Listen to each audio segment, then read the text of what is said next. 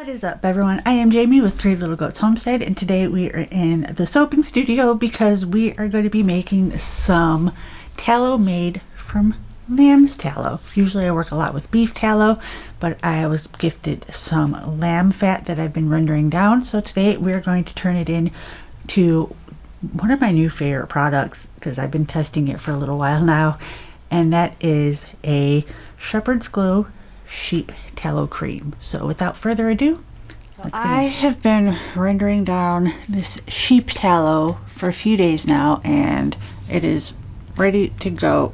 It is rock hard, and we are going to turn it into a test batch of a new cream I'm making. So let's get everything started. So I already know exactly how much tallow, sheep tallow I have. So I'm going to go ahead and move my scale over. I'm going to go ahead and break those in there. And then we are going to add lanolin to this as well. If you've never worked with lanolin, it is sticky. This out. Now this is going to be a water-based cream. I'm not doing a whipped tallow or a balm, and that is because I am planning for this to be hydrating as well as moisturizing. So you can't have hydration without water. The last bit of this lanolin. And then we'll start adding in the rest of our ingredients. Now I am adding beef tallow to this as well. Just a little bit, not a lot. That made me turn you off. Sheesh. Some jojoba oil. Some shea butter. We get this big bag open. Alright. Let's get that measured out. So my coconut oil I have in a 5-gallon bucket. So this may take me a minute to scoop out. In the winter time, I use a heated ice cream scoop, so it actually will heat up as I hold it, which makes it a lot easier to scoop out coconut oil in the winter.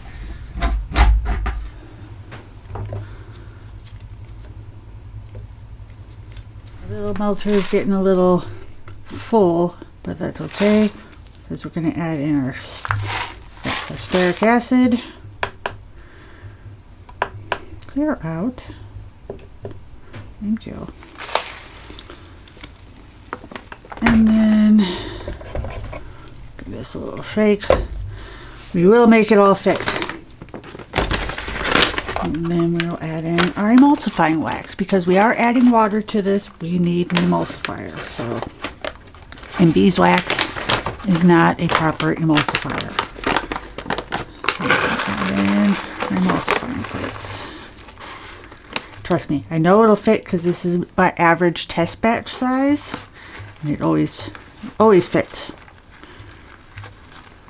Alright, so I'm going to put this in my candy melter, and we're going to let this melt down while we measure out our water and get that heat. It's going to take a few minutes for everything to melt down, so I'm going to give this bowl squirts of 99% rubbing alcohol. Before I measured anything into my melter, I also sprayed it down and let it dry. So I'm going to let that dry, and then we will measure out our water. Alright, so now we're going to go ahead and measure out our water.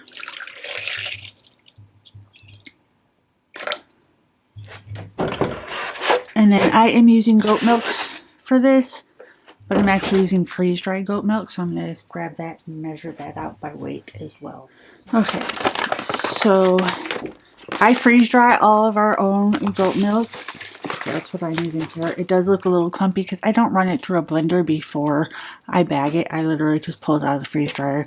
Once the water heats up, it will dissolve down and it'll be fine.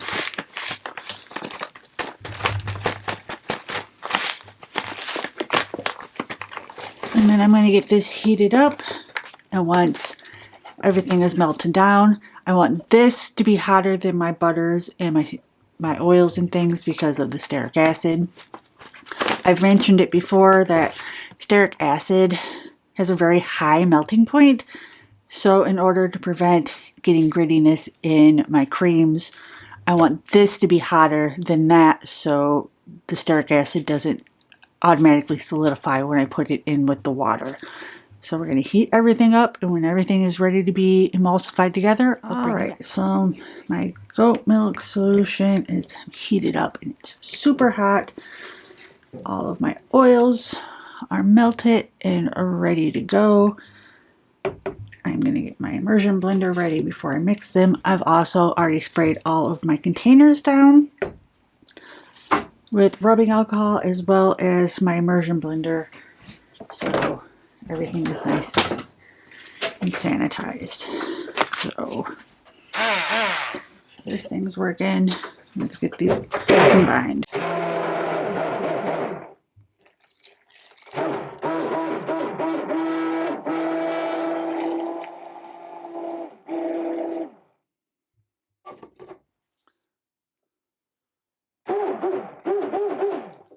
Alright, and then let me grab my scale so we can get stuff measured, because we need to add in our preservative because we don't want a crusty, musty cream. And then I'm also going to add in my essential oil. I am using sandalwood.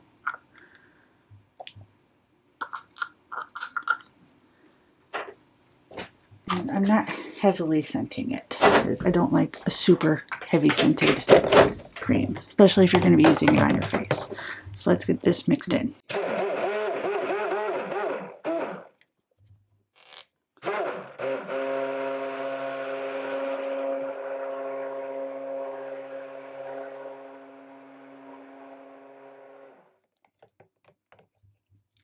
Now this isn't going to be nearly as thick of a cream as my all the fat cream is. It's going to be a little bit thinner, so I'm going to let this cool down a little bit before I pour it into my containers, and I think I need more containers, so I'll get those ready while this is cooling for a bit. Alright, so our jars are ready and dry, so I'm going to pour these in while this is still pretty fluid.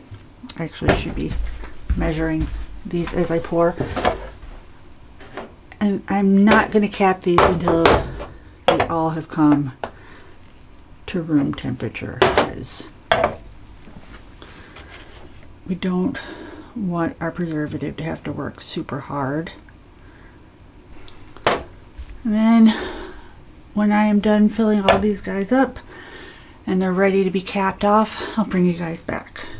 Alright, so we are all packaged up and ready to go. I have my jar that I will be testing over the next few weeks, and she is still thick. She's not quite as thick as our normal all the fat cream, but she's still pretty thick. A little bit definitely goes a long way with this one. So if she passes all of my tests over the next 2 weeks, by the time this video comes out, they should be listed up on the website if they've passed everything, but I don't think we're going to have any issues with that. Oh, gorgeous. So I will see you guys in the outro. Alright y'all, so that is what I've got for you guys today. If you like this video, be sure to give it a big thumbs up, and if you haven't already, hit that subscribe button. We put out new videos every single week, and if you have any questions about this product or any questions in general, as always, leave them down in the comments below. And if you want to check out this product, it will be listed on the website, which will also be linked down below. And I'll see you guys in the next one. Bye.